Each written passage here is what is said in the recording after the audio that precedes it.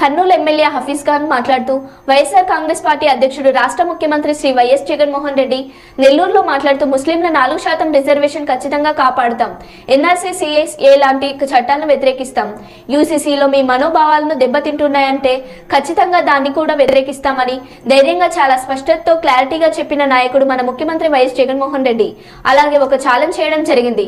చంద్రబాబు, నీకు సూటిగా అడుగుతున్నాము, నీకు దమ్ము ధైర్యం ఉంటే నువ్వు నీ పార్టీ పొత్తు పెట్టుకొని ఉన్న బీజేపీ నాయకులతో నువ్వు ఇదే మాట చెప్పగలుగుతావా అని ప్రశ్నించారు. మనోభావాలకు దెబ్బతింటున్నాయంటే ఖచ్చితంగా దాన్ని కూడా అడ్డుకుంటామని చెప్పి ధైర్యంగా క్లారిటీతో చాలా స్పష్టతతో మాట్లాడడం జరిగింది.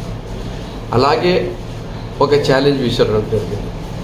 చంద్రబాబు నాయుడు, నీకు దమ్ము ధైర్యం ఉంటే నువ్వు బీజేపీ పార్టీ నాయకులతో ఇదే మాట నువ్వు చెప్పగలుగుతావా? ఎందుకంటే నువ్వు ఎన్డీఏ కూటమిలో ఉన్నావు.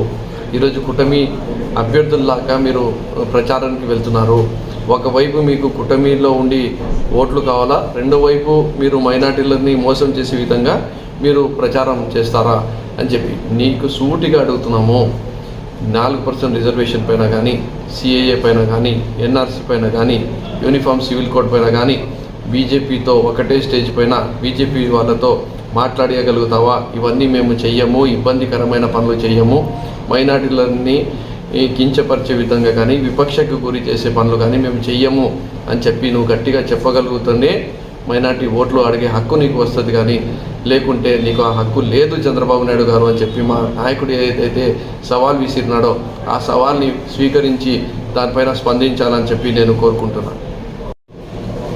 వైఎస్ఆర్ కాంగ్రెస్ పార్టీ అధ్యక్షులు జగన్మోహన్ రెడ్డి గారు నెల్లూరులో మాట్లాడుతూ ముస్లింల రిజర్వేషన్లు ఖచ్చితంగా కాపాడతాం, ఎన్ఆర్సీ సిఏ లాంటి చట్టాలని అడ్డుకుంటాం, యూసీసీలో మీ మనోభావాలకు దెబ్బతింటున్నాయంటే ఖచ్చితంగా దాన్ని కూడా అడ్డుకుంటామని చెప్పి ధైర్యంగా క్లారిటీతో చాలా స్పష్టతతో మాట్లాడడం జరిగింది.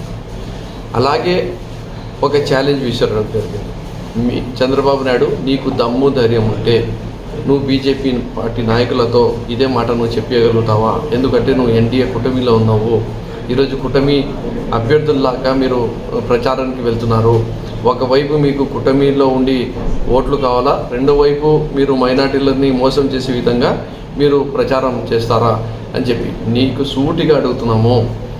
4% రిజర్వేషన్ పైన కానీ, సిఏఏ పైన కానీ, ఎన్ఆర్సీ పైన కానీ, యూనిఫామ్ సివిల్ కోడ్ పైన కానీ బీజేపీతో ఒకటే స్టేజ్ పైన బీజేపీ వాళ్ళతో మాట్లాడగలుగుతావా? ఇవన్నీ మేము చెయ్యము, ఇబ్బందికరమైన పనులు చెయ్యము, మైనార్టీలన్నీ కించపరిచే విధంగా కానీ, విపక్షకు గురి చేసే పనులు కానీ మేము చెయ్యము అని చెప్పి నువ్వు గట్టిగా చెప్పగలుగుతుంటే మైనార్టీ ఓట్లు అడిగే హక్కు నీకు వస్తుంది. కానీ లేకుంటే నీకు ఆ హక్కు లేదు చంద్రబాబు నాయుడు గారు అని చెప్పి మా నాయకుడు ఏదైతే సవాల్ విసిరినాడో ఆ సవాల్ని స్వీకరించి దానిపైన స్పందించాలని చెప్పి నేను కోరుకుంటున్నాను.